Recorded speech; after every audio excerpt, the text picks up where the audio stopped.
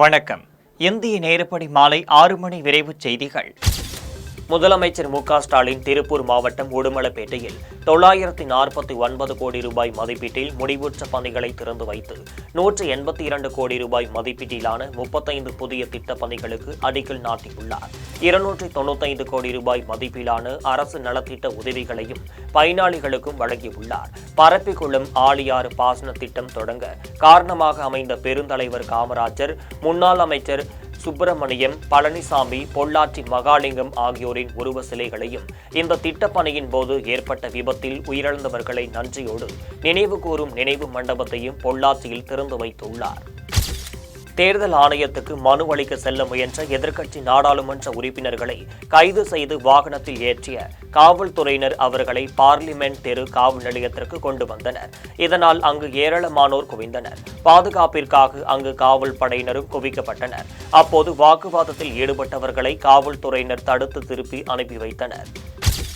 தேர்தல் ஆணையத்தில் மனு அளிக்க 30 எம்பிகள் மட்டுமே அனுமதி அளிக்கப்பட்டிருந்ததாகவும், ஆனால் 200க்கும் மேற்பட்டோர் நாடாளுமன்றத்தில் இருந்து ஊர்வலமாக புறப்பட்டு சென்றதாகவும் டெல்லி துணை ஆணையர் தேவேஷ்குமார் தெரிவித்தார். சட்டம் ஒழுங்கை காக்கவும் நாடாளுமன்ற உறுப்பினர்களின் பாதுகாப்பை கருதியும் அவர்களை தடுத்து நிறுத்தியதாகவும் அவர் தெரிவித்தார். தடுப்புகளை தாண்டி குதித்து சென்றதால் நாடாளுமன்ற உறுப்பினர்களை கைது செய்ய வேண்டிய நிலை ஏற்பட்டதாகவும் துணை ஆணையர் தேவேஷ்குமார் தெரிவித்தார்.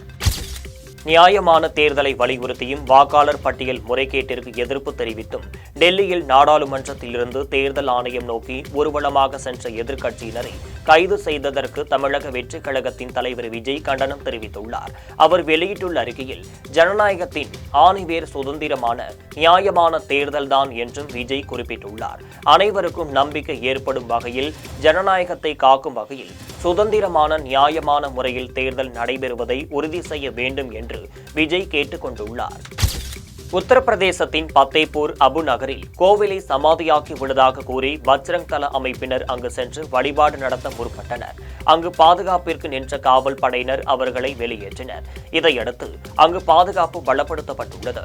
இதுகுறித்து செய்தியாளர்களிடம் பேசிய மாவட்ட ஆட்சியர் ரவீந்திர சிங், கூட்டத்தினரை கலைத்து வெளியேற்றி விட்டதாகவும் அங்கு இயல்பு நிலை திரும்பியுள்ளதாகவும் தெரிவித்தார். சமாதியை முற்றுகையிட்ட தகவல் அறிந்தும் காவல் படையினர் விரைந்து சென்று நடவடிக்கை எடுத்ததாக மாவட்ட கண்காணிப்பாளர் அனுப்குமார் சிங் தெரிவித்தார்.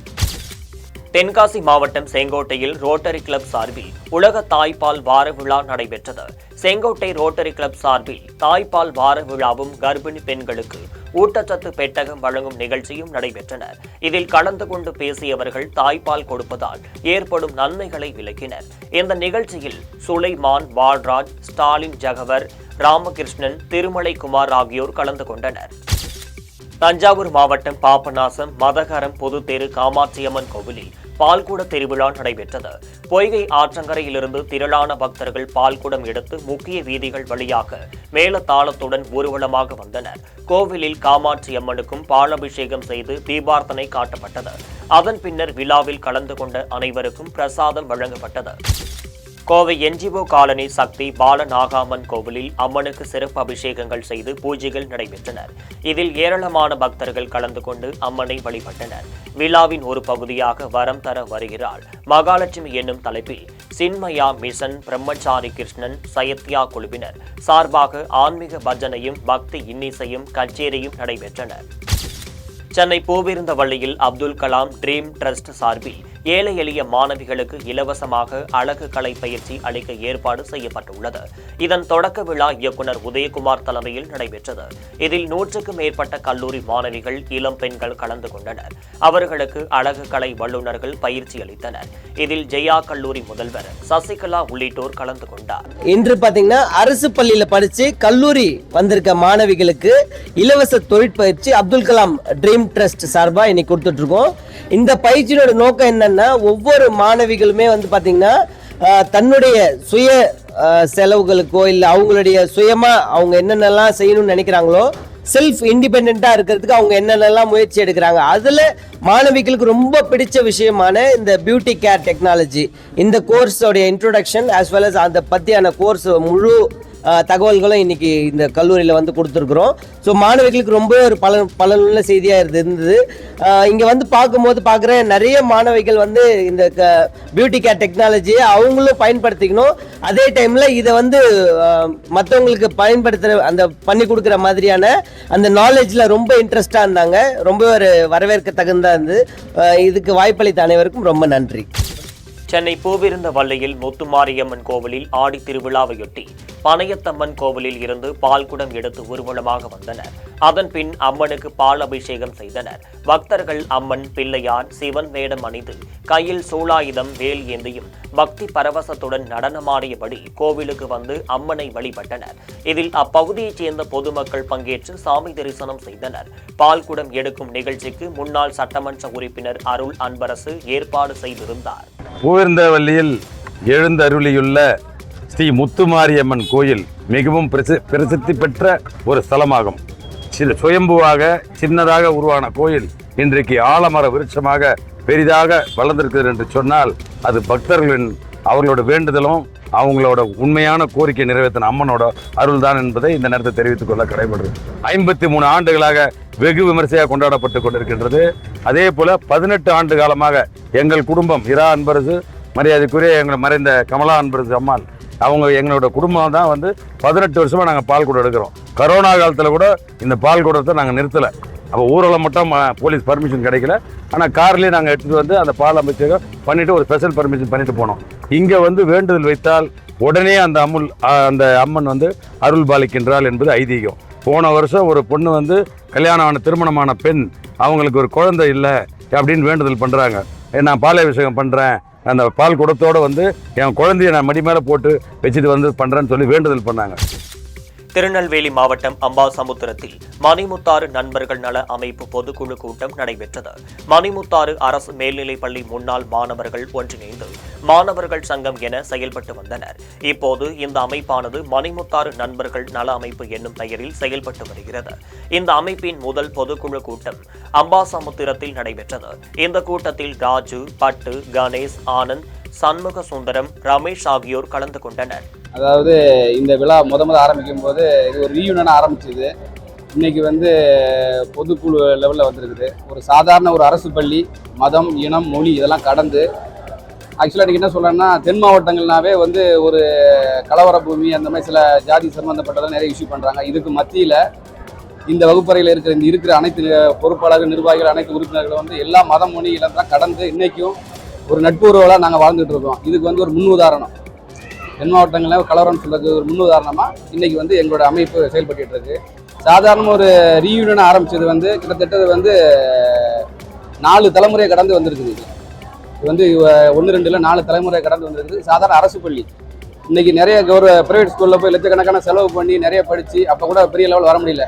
இதே அரசு பள்ளியில் படித்து அரசு பள்ளிக்கு ஒரு முன்னுதாரணமாக வந்து இன்றைக்கி வந்து கிட்டத்தட்ட அனைத்து துறைகளிலும் வந்து இந்த பள்ளியில் பயின்றவங்க வந்து இன்றைக்கி பணியாற்றிட்டு வராங்க. காவல்துறை, ரெவென்யூ, ஆல் டிபார்ட்மெண்ட் எல்லா துறைகளிலும் இன்னைக்கு வந்து பணியாற்றி வராங்க. இது வந்து எங்களோட பள்ளிக்கு, நாங்கள் படித்த பள்ளிக்கு எங்களுக்கு ஒரு சிறப்பு.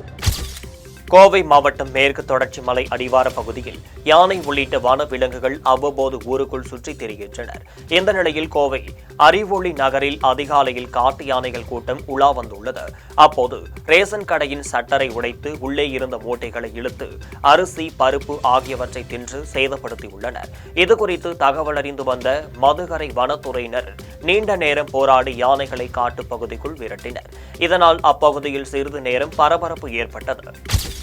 சிவகங்கை மாவட்டம் தேவக்கோட்டையில் சேவகன் அண்ணாமலை கல்லூரியின் நாட்டு நலப்பணி திட்டம், உடற்கல்வித்துறை இணைந்து போதைப்பொருள் ஒழிப்பு விழிப்புணர்வு மாரத்தான் போட்டி நடத்தினர். இதனை கல்லூரியின் முதல்வர் நாவுக்கரசு தொடங்கி வைத்தார். அமராவதி புதூர் முதல் தேவக்கோட்டை தியாகிகள் பூங்கா வரை மாரத்தான் போட்டி நடைபெற்றது. இந்த போட்டியில் முதல் பரிசை ராமச்சந்திரனும், 2ஆம் பரிசை கைலாசகுமாரும், 3ஆம் பரிசை மெல்வின், ரிபோக், சந்தோஷ் ஆகியோரும் வென்றனர். இந்த போட்டிக்கான ஏற்பாடுகளை மூர்த்தி, நாகபர்வதம், மோகன், அழகேசன், உடற்கல்வித்துறை இயக்குனர் முனைவர் லூர்துராஜ், தேசிய மாணவர் படை அதிகாரி மாரி ஆகியோர் செய்திருந்தனர். சேலம் மாவட்டம் கெங்கவள்ளி அருகே ஆணையம்பட்டி பெரிய சக்தி மாரியம்மன் கோவிலில் திருவிழா ஆகஸ்ட் 7ஆம் தேதி காப்பு கட்டுதல் கம்பம் நடுதல் நிகழ்ச்சியோடு தொடங்கியது. இதனைத் தொடர்ந்து நாள்தோறும் அம்மனுக்கு சிறப்பு அபிஷேகங்கள் ஆராதனைகள் நடைபெற்றன. சிறியவர்கள் முதல் பெரியவர்கள் வரை அழகு குத்தியும் அக்னிச்சட்டி எடுத்தும் நேர்த்தி கடனை செலுத்தினர். இந்நிகழ்ச்சியில் கெங்கவள்ளி, நடுவலூர், தெடாவூர் ஆகியவற்றைச் சேர்ந்த ஏராளமான பொதுமக்கள் கலந்து கொண்டனர். கடலூர் மாவட்டம் பண்ருட்டி அங்குச்செட்டிப்பாளையத்தில் போதைப் பொருள் ஒழிப்பு விழிப்புணர்வு பேரணி நடைபெற்றது.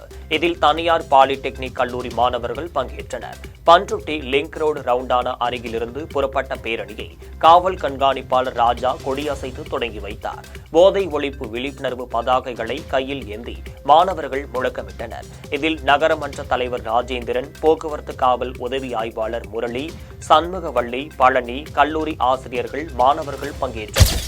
காஞ்சிபுரம் மாவட்டம் உத்தரமேரூர் வட்டம் காரணை ஊராட்சி மேட்டுப்பாளையத்தில் ஒருங்கிணைந்த இயற்கை வேளாண்மை விழிப்புணர்வு சங்கத்தின் நிர்வாக குழு கூட்டம் நடைபெற்றது.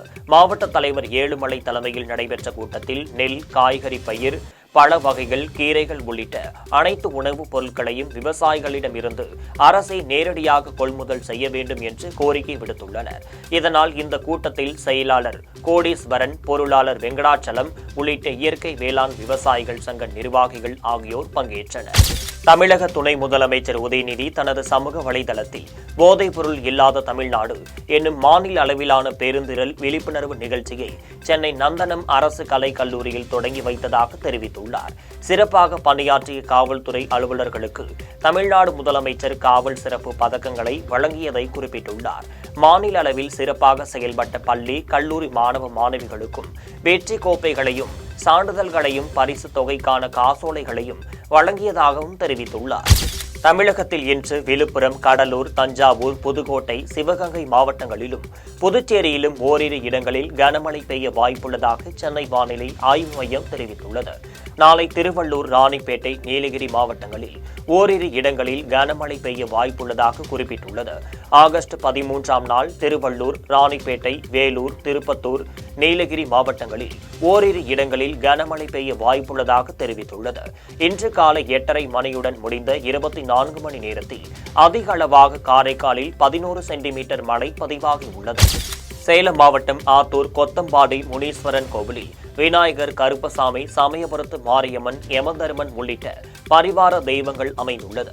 இந்த கோவிலில் ஆடி திருவிழாவில் காப்பு கட்டுதல், பாலாபிஷேகம் ஆகியவை நடைபெற்றன. 17 அடி உயரமுள்ள முனீஸ்வர சுவாமிக்கு பல்வேறு வண்ண மலர்களால் அலங்காரம் செய்து தீபார்த்தனை காட்டப்பட்டது. பக்தர்கள் ஆடு, கோழி நேர்த்தி கடன் செலுத்தினர். இந்நிகழ்வில் கொத்தாம்பாடி, கல்பகனூர், செல்லியம்பாளையம், நரசிங்கபுரம், ராமநாயக்கன் பாளையம் ஆகிய ஊர்களில் இருந்தும் ஏராளமான பக்தர்கள் வந்து சுவாமி தரிசனம் செய்தனர். ராணிப்பேட்டை மாவட்டம் அரக்கோணம் தர்ம முனீஸ்வரர் ஆலயத்தில் மகா ஜீர்ணோதாரண கும்பாபிஷேகம் மிக சிறப்பாக நடைபெற்றது. 1008 கலசம் வைத்து 108 மூலிகைகள் கொண்டு யாகம் செய்யப்பட்டு விநாயகர் பூஜை, கோ பூஜை, தம்பதி பூஜை, நாடி சந்தனம் உள்ளிட்ட 3 கால யாக பூஜைகள் செய்தனர். பல்வேறு ஆறுகளில் இருந்து எடுத்து வரப்பட்ட புனித நீரை கலசத்தின் மீது ஊற்றி கும்பாபிஷேகம் செய்தனர். இதனைத் தொடர்ந்து விநாயகர், அம்பாள், பைரவர், சப்த கன்னியர் ஆகியோருக்கு கலசத்தில் உள்ள புனித நீரை ஊற்றி கற்பூர தீபார்த்தனைகளும் நடைபெற்றது. விழாவிற்கான ஏற்பாட்டை ஆலய நிர்வாகிகள் பாஸ்கர், முனிவேலன், சீனிவாசன், கிஷன் குடும்பத்தினர் செய்திருந்தனர். கடலூர் மாவட்டம் திருமுட்டத்தில் உங்களுடன் ஸ்டாலின் சிறப்பு முகாம் நடைபெற்றது. இந்த முகாமில் ஏராளமான பொதுமக்கள் கலந்து கொண்டு மகளிர் உரிமை தொகை பெறுவதற்கு விண்ணப்பங்கள் அளித்தனர். இந்த முகாமினை வட்டாட்சியர் இளஞ்சூரியன், வட்டார வளர்ச்சி அலுவலர் வீராங்கன் செந்தில்வேலன், திமுக ஒன்றிய செயலாளர் கோவிந்தராஜன், திமுக விவசாய அணி மாவட்ட செயலாளர் கிருஷ்ணமூர்த்தி ஆகியோர் கலந்து கொண்டு நிகழ்ச்சியை தொடங்கி வைத்தனர். முகாமிற்கு வந்திருந்த அனைவருக்கும் இரத்த அழுத்தம், சர்க்கரை நோய் ஆகியவற்றை கண்டறியும் பரிசோதனைகள் செய்யப்பட்டன. சென்னை பூவிருந்தவள்ளியில் போக்குவரத்து துறை காவல்துறை ஆய்வாளர் சவுந்தரமௌலி தலைமையில் வண்டலூர் மீஞ்சூர் வெளிவட்ட சாலையில் வாகன சோதனையில் ஈடுபட்டிருந்தனர். அப்போது அவ்வழியாக வந்த காரில் குட்கா கடத்தி வரப்பட்டது தெரியவந்தது. பெங்களூரில் இருந்து குட்காவை மொத்தமாக வாங்கி வந்து சென்னை புறநகர் பகுதியில் விற்று வந்ததாக கூறப்படுகிறது. இதனைத் தொடர்ந்து காரில் இருந்த 13 மூட்டை குட்காவையும் காரையும் பறிமுதல் செய்தனர். சென்னை போரூரில் தனியார் மியூசிக் அகாடமியின் 25ஆம் ஆண்டு வெற்றி விழா கொண்டாடப்பட்டது. இதில் சிறப்பு விருந்தினராக நகைச்சுவை நடிகர் ரோபோ சங்கர், கானா உலகநாதன் ஆகியோர் கலந்து கொண்டு சிறப்பித்தனர். இருவரும் விழா மேடையில் என்னமா கண்ணு சௌக்கியமா என்ற ரஜினி பாடலை மாறி மாறி பாடினர். இதனைத் தொடர்ந்து ஸ்டாண்ட் அப் காமெடி செய்தும் அசத்தினர். செய்தியாளர்களிடம் பேசிய அவர்கள், எவ்வளவு மன அழுத்தத்தில் இருந்தாலும் இதுபோன்ற இசைகளை கேட்பதாலும் நகைச்சுவை செய்வதாலும் மன அழுத்தம் குறைந்து மன நிம்மதி ஏற்படும் என தெரிவித்தனர். எல்லாருக்கும் வணக்கம். நான் உங்கள் ரோபோ சங்கர் பேசுகிறேன். இன்றைக்கி வந்து ஆர்ஜி ரிதம் ஃபங்க்ஷனுடைய 25வது சில்வர் ஜூப்ளி ஃபங்க்ஷனில் நானும் அண்ணன் உலகநாதன் எல்லாருமே கலந்துக்கிட்டோம். ஆனால் நாங்கள் பெரிய சிங்கர் கிடையாது. இங்கே வந்திருக்க எல்லாருமே சிங்கர்ஸு, ஆடியன்ஸ்லேருந்து எல்லாருமே சிங்கர்ஸு. சின்ன க்ரௌடு தான். பட் இவ்வளோ அழகாக 25 வருஷமாக அந்த டீமை வந்து அவ்வளோ அழகாக ஒவ்வொரு வருஷமும் கொண்டாடுறாங்கன்னா பெரிய விஷயம். அது மச்சானுக்கு மிகப்பெரிய நன்றி. ஆனந்த மச்சானுக்கு கூப்பிட்டாரு. ஸோ நாங்கள் இந்த மாதிரி ஒரு அழகான மீட்டை வந்து நான் எப்பயும் மிஸ் பண்ணவே மாட்டேன். ஸோ 10 பேர் இருந்தாலும் அங்கே நம்மளை வந்து ரசிக்கிறாங்களா அப்படின்னா அங்கே உடனே ஓடி போயிடுவேன்.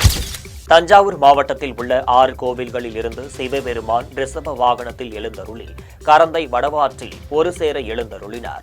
கோலாட்டம், தீப்பந்தம், சிலம்பம், வானவேடிக்கை, கைலாய வாத்தியங்கள் இசையுடன் ராஜ வீதிகளில் வலம் வந்து அருள்பாலித்தனர்.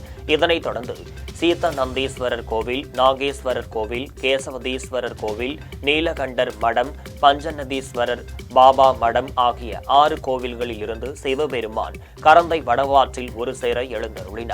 அங்கு தீர்த்தவாரி நடைபெற்றது. பின்னர் மலர்களால் அலங்கரிக்கப்பட்ட ரிஷப வாகனத்தில் சிவபெருமான் தனித்தனி சப்பரங்களில் எழுந்தருளி கொடிமரத்து மூலை மாரியம்மன் கோவிலில் வந்தடைந்தார். இத்துடன் ஜெம் செய்திகள் நிறைவடைகின்றன. மீண்டும் செய்திகள் இன்று இரவு 8:30 மணிக்கு. செய்திகளை உடனுக்குடன் தெரிந்து கொள்ள gemlive.tv என்ற இணையதளத்தில் இணைந்திருங்கள். நன்றி, வணக்கம்.